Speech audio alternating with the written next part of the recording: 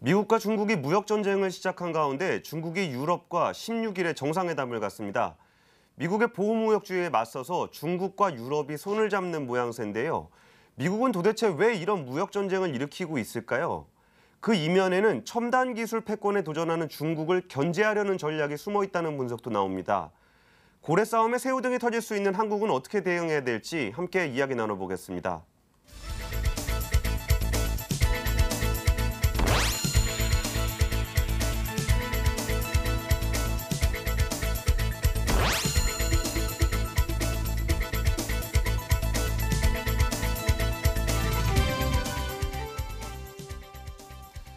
미중 무역 전쟁에 대해서 심도 있게 얘기를 해보도록 하겠습니다. 이전부터 이제 필요에 의해서 중국과 유럽권 국가들은 어느 정도 좀 손을 잡고 있는 모양새인데요. 현재까지의 상황은 어떻고 또 앞으로의 전망은 어떻게 되는지 권순우 기자와 함께 이야기 이어가 보도록 하겠습니다. 먼저 이제 많은 분들이 당연히 아시겠지만 미중 무역 전쟁이 현재까지 진행 상황이 어떤지부터 한번 얘기를 해주시겠어요?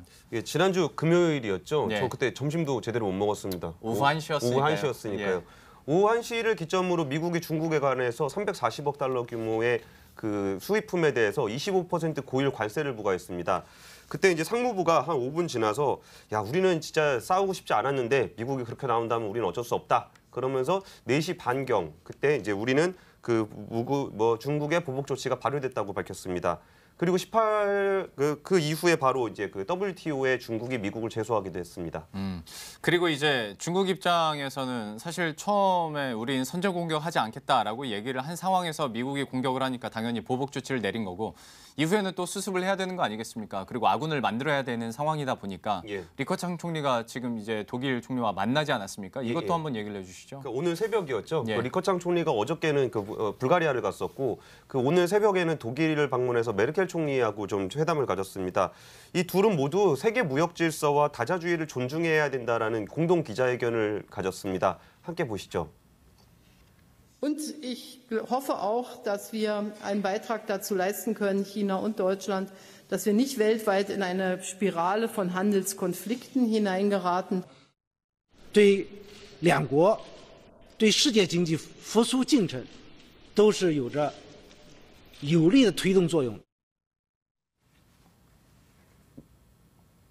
여기서 인권 문제 얘기가 잠깐 나왔는데 예. 그 얘기는 우리가 인권 문제까지 거론이 하더라도 우리는 EU와 손을 잡고 싶다 이런 메시지로 보시면 될 것 같고요. 예. 중국은 이번 무역 전쟁의 당사국이고 EU 중에서도 특히 독일은 미국이 지금 추진하고 있는 그 무역 확장법 232조에 따른 수입 자동차 관세가 있잖아요. 예. 거기에 벤츠, BMW, 폭스바겐 등의 기업들이 포함될 수 있어서 좀 피해 예정국이라고 볼 수 있습니다. 네. 그래가지고 중국하고 EU가 16일에 정상회담을 갔는데 그때 우리가 이제 미국의 어떤 보호무역주의를 성토하는 내용을 공동 성명에 포함하자라는 얘기를 중국이 EU한테 제안을 한 상황입니다. 거기에 앞서서 이제 메르켈 총리를 만난 것이라 좀 이제 앞으로 조금 더 이렇게 좀 깊이 있는 관계로 진행이 되지 않을까 싶습니다.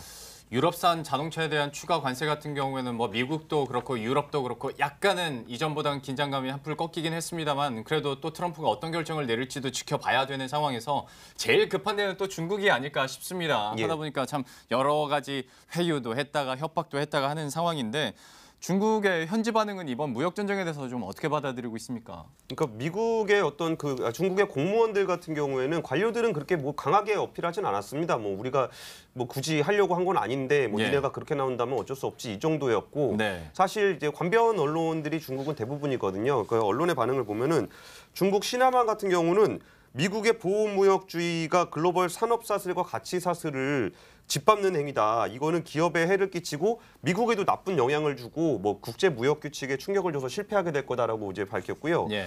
또 중국 정부가 수입품에 관세를 부과하면은 오히려 중소기업들, 미국 중소기업들이 부도가 날 거다라고 이제 경고를 했습니다. 예. 중국 중앙TV와 한국시보 같은 경우에도 미국 우선주의는 성공하지 못할 것이라고 밝혔고 글로벌 타임즈는 중국의 관영 매체입니다. 네. 거기는 이제 여기 참 인상적인데 미국의 일방주의와 보호주의, 경제 국수주의를 대표하는 반면에 오히려 중국은 다자주의, 자유무역을 대변하고 있어서 중국이 역사적으로 오른편에 서 있다. 참 거꾸로 돼버렸네요. 예. 예. 그럼 이제 글로벌 아이비들의 반응은 지금에 있는 뭐 2천억 관세, 그러니까 트럼프 대통령이 만약에 중국에 보복 관세를 하게 되면 우리 2천억 더 할 거고 그거 더하면 5천억 더 할 거야. 이런 식의 경고를 해왔는데 뭐 이렇게까지 뭐 가진 않겠지만 11월 그 중간 선거까지는 이런 긴장 관계가 이어지지 않을까라고 분석을 했고요. 피치 같은 경우에는 이게 진짜 끝간데 없이 갈 경우에는 2조 달러, 그러니까 우리나라 돈으로 2,200조 원의 무역이 감소할 수 있을 가능성을 우려했습니다. 예. 또 좀 이렇게 기분 안 좋은 얘기 중에 하나는 블룸버그 통신이었는데요. 그 무역 분쟁의 최대 희생국은 미국이나 중국이 아니라 한국이랍니다. 그렇죠. 예. 예, 한국이나 말레이시아 같은 아시아 주변국이 될 거라고 분석했습니다. 아무래도 뭐 신흥국 그 중에서도 이제 뭐 중국 아니면 미국과 또 수출을 활발하게 하고 있는 우리나라가 당연히 언급이 되는 것이 사실인데 뭐 새우등 터지는 그런 환경 아니겠습니까? 실제로 좀 분위기가 어떻습니까? 그러니까 그 블룸버그의 필딩첸 이코노미스트가 지금 한국이나 말레이시아 같은 주변국이 피해를 볼 거라고 예상했던 그 근거에는 중국의 수출이 한 10% 정도 감소를 한다. 그랬을 때 아시아 국가의 국내 생산은 평균 1.1% 감소하는 것으로 분석을 하고 있습니다. 예. 반면에 중국의 성장률은 0.3%포인트 감소할 거라는데요. 그러니까 중국의 수출이 줄어들었는데 중국은 0.3% 감소를 하고 한국이나 주변국들이 1% 넘게 빠진다는 거예요. 그러니까 주변국들이 더 피해를 보게 되는 이유가 중국이 이제 전 세계 최대의 어떤 제조 공장이라고 하잖아요. 그러면 나머지 주변국들, 한국이라든지 대만이라든지 이런 데가 부품을 이제 납품하는 일들을 하게 되거든요. 네. 그러다 보니까 이제 한국은 그 중에서도 좀 높은 수준의 하락이 예상이 되는데 그 부품 수출이 한 10% 줄이면은 성장률이 0.9%포인트, 0.9%포인트라고 하면 별로 안 커 보이잖아요. 근데 우리나라 성장률이 3%밖에 안 됩니다. 예. 그중에 겨우 되죠. 3분의 1 정도가 예. 날아갈 거란 얘기라 굉장히 충격적인 얘기고요.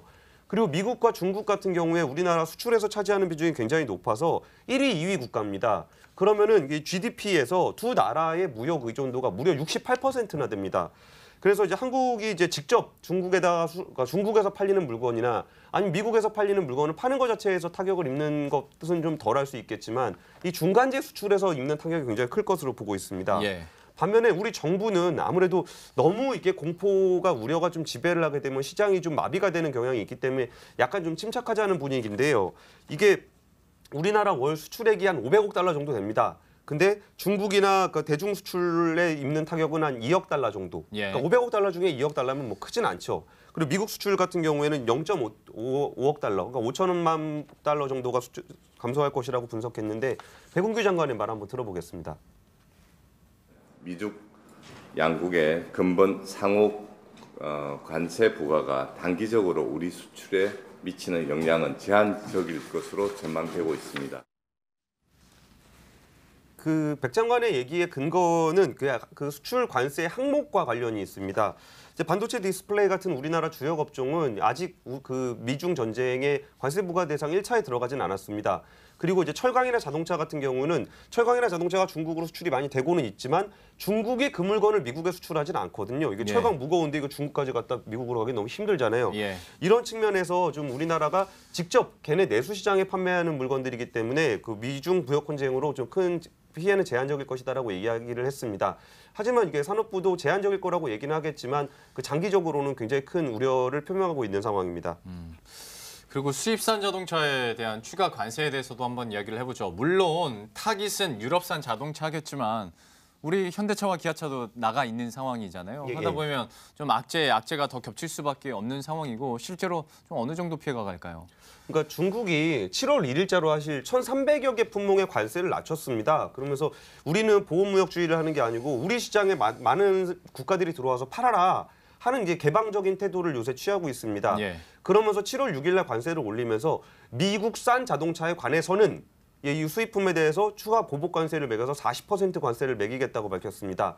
그러면서 이렇게 자동차 관련한 그 2, 3위조 관련한 조치는 그 미국에서도 계속 진행이 될 걸로 보이는데요. 네. 그럼 우리나라에서 우리나라가 미치는 영향을 어떻게 보냐라고 봤을 때 현대차가 미국 시장에서 판매하고 있는 자동차 중에서 그 59%는 현지 생산입니다. 예. 그럼 나머지 40%는 수출을 하고 있다는 얘기죠. 그렇죠. 기아차 같은 경우는 무려 63%가 수출이 되고 있습니다. 예. 그럼 평균 절반 이상의 관세에 노출이 돼 있다는 얘기고 그 자동차를 어디서 만드냐? 현대차 울산 공장에서 만듭니다. 예. 그럼 4분의 1이 관세 영향권에 들어가서 이거를 생산하지 못하게 되면 공장 가동률이 떨어지고 공장 가동률이 떨어지면 거기에 임금은 계속 줘야 되기 때문에 여기 적자가 누적되는 상황이 발생할 수가 있습니다. 예. 그리고 이제 제네시스 브랜드 같은 경우는 요새 좀 야심차게 밀고 있는 건데 이거는 거의 모두 울산 공장에서 만들고 있고요. 그리고 또 하나 피해보는 기업이 꼭 한국 기업만이 아닙니다. 한국 GM 같은 경우는 미국에 본사를 둔 대표적인 미국 기업이잖아요. 여기가 이제 다들 아시다시피 GM 사태라고 불리는 거를 상반기에 겪으면서 여기에 7조 원을 투자를 해서 만들고 있는 차가 미국에 수출되는 자동차입니다. 예. 그러면 미국에 수출되는 자동차를 7조 원을 넣어서 4년 동안 만들기로 했는데 이거 만들자마자 관세 딱 맞아버리면은 네. 한국 GM은 정말 답이 안 나오는 상황이에요. 예. 그러니까 여기다가 좀 어떻게 대응하고 있냐 그러는데 자기들 속은 타는데 아무래도 본사가 미국이라 이제 불만 표시도 못하고 지금 끙끙 앓고 있는 상황입니다. 저번에도 한번 이야기를 하긴 했었는데 현재 상황에서 제일 애매한 것이 진짜 한국 GM인 것 같고 예. 한국 기업 얘기해봤으니까 아무래도 주 타깃이 되는 유럽 그것도 독일 자동차 업체들의 분위기도 한번 살펴봐야 될 것 같은데 여기가 만약에 진짜로 추가적인 관세가 결정되면 직접적인 타격을 받는 곳 아니겠습니까? 예, 그리고 약간 명분도 좀 있습니다. 그러니까 미국 같은 경우는 수입자에 매겨지는 관세가 2.5%인데 예. EU 같은 경우는 10%예요. 그러니까 EU가 훨씬 더 수입 관세를 많이 매기고 있기 때문에 미국으로서는 야 우리는 2.5밖에 안 받는데 니는 왜 10%씩 받냐 얘기할 수 있는 명분이 약간 있거든요. 예. 그랬을 때 이제 가장 먼저 움직였던 거는 이제 독일이에요. 독일 같은 경우는 BMW 벤츠를 팔아야 되기 때문에 그러면 우리 다 같이 관세를 내려보는 건 어떻겠느냐라고 제안을 하기도 했습니다. 하지만 EU라는 유럽 연합 자체가 독일만을 위해서 존재하지는 않잖아요. 그럼 나머지 그 자동차 산업이 발전하지 않은 국가 입장에서는 야 우리가 받을 것도 없는데 뭐하러 거기 그 관세를 낮춰주냐라고 이제 의견 일치가 잘 안 되고 있는 상황인 거죠. 그래가지고 프랑스 같은 경우는 굉장히 강경한 입장을 취하면서 지난달에 여러 가지 품목에다가 좀 관세를 매겨놓은 상황이고요. 예. 그 프랑스 장관은 좀 되게 인상적인 얘기를 했는데 문제는 무역 전쟁이 있느냐 없느냐가 아니라 이미 무역 전쟁은 시작된 것이라고 강조했습니다. 예.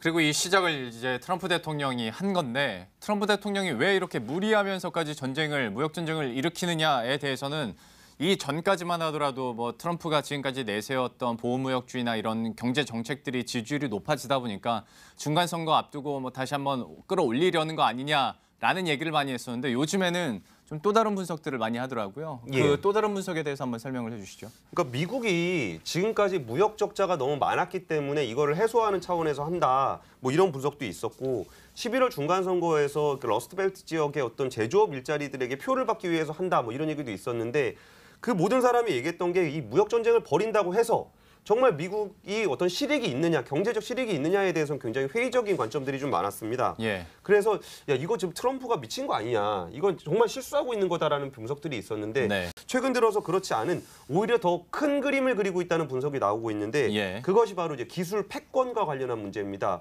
국제금융센터의 분석을 한번 들어보시겠습니다. 미국이 뭐 아직까지는 기술 선도국이긴 하지만 자기네들이 이제 2025년까지 이제 제조업을 업그레이드하기 위해서는 이제 뭐 미국의 이런 그런 하이테크 기술에 대한 그게 다 뭐 지적재산권, 지식재산권 이런 거와 다 연결이 되는 건데요. 이 언급 중에 좀 인상적으로 볼 필요가 있는 게 2025년 제조업 업그레이드입니다. 이번에 그 미국 무역부 대표가 이걸 발표를 하면서 야 우리나라 기업 중에 미국 기업 중에 피해가 보는 기업들, 관세를 유예해달라고 하는 기업들은 이리 와봐. 그리고 조건을 제시를 했는데 어떤 기업들이냐면은 일단 미국 외에서 다른 국가들로부터 공급받기가 힘든 제품, 예. 또 추가 관세로 인해서 경제적 손해가 너무 큰 경우 여기까지는 뭐 우리나라 그 자국 기업들 너무 피해 많이 보면 예. 안 되니까 그럴 수 있다라고 하는데 세 번째 조건이 중국 제조 2025와 예. 관련이 있는지에 대해서 신청을 하라 그랬어요. 네. 그럼 도대체 이 세 번째라고 제시했던 중국 제조 2025가 뭐냐? 이게 중국이 그 동안은 제조 대국이었단 말이에요. 예. 근데 그걸 넘어서 제조 강국으로 2025년까지 만들겠다는 건데 좀 재밌는 사례 중에 하나를 좀 표를 설명해 드리면 1단계 이거 참 마음 아픈 일이에요. 우리나라가 1단계밖에 안 됩니다. 네. 1단계 그러니까 중국, 영국, 한국 정도 수준의 1단계를 극복하고 예. 2단계로 독일을 따라잡고 일본을 따라잡고 3단계가 2025년까지 미국을 따라잡자 이 네. 전략입니다. 그리고 어떤 분야에서 하느냐? 10대 전략, IT, 로봇, 바이오 등 10개 분야인데 이번에 실제 관세가 부과됐던 항목들을 보면은 이 10대 전략에 해당하는 종목들이 다 들어가 있다는 거예요. 그리고 제조업 2025 같은 경우는 재밌는 사례라고 들릴 수 있는 게 볼펜심 사건이라는 게 하나 있었거든요. 예. 그때 리커창 총리가 야, 중국이 지금 볼펜을 400억 개를 만드는데 볼펜심을 못 만든다는 게 말이 되냐 하면서 우리나라가 그 제조 기술을 높이기 위해서는 이런 핵심 기술을 가져야 된다라고 하면서 발표했던 게 그러니까 중국 제조 2025입니다. 그래가지고 이제 중국 제조업들 그러니까 미국 같은 경우에 얼마 전에 중국의 통신회사인 ZTE를 제재를 했잖아요. 예. 그리고 이제 지식재산권 관련한 논란들을 계속 불러일으키고 있는데 이런 부분들이 그 핵심 기술들을 중국에 뺏겨서 2025년에 제조업을 따라잡히는 걸 방지하기 위해서 오히려 무역 적자보다 기술 유출에 대한 거를 더 잡기 위해서 무역 전쟁을 일으키고 있다는 분석이 나오고 있는 상황인 겁니다. 예. 물론 각자의 명분은 있습니다만은 무역 전쟁에 대해서 또 피해를 받는 주변국들도 많고 또 그 당사자가 우리나라인 만큼 저희가 이 소식은 계속 짚어가면서 새로운 소식 들어올 때마다 다시 한번 여러분들에게 전해드리도록 하겠습니다. 권순우 기자와 함께했습니다. 고맙습니다. 감사합니다.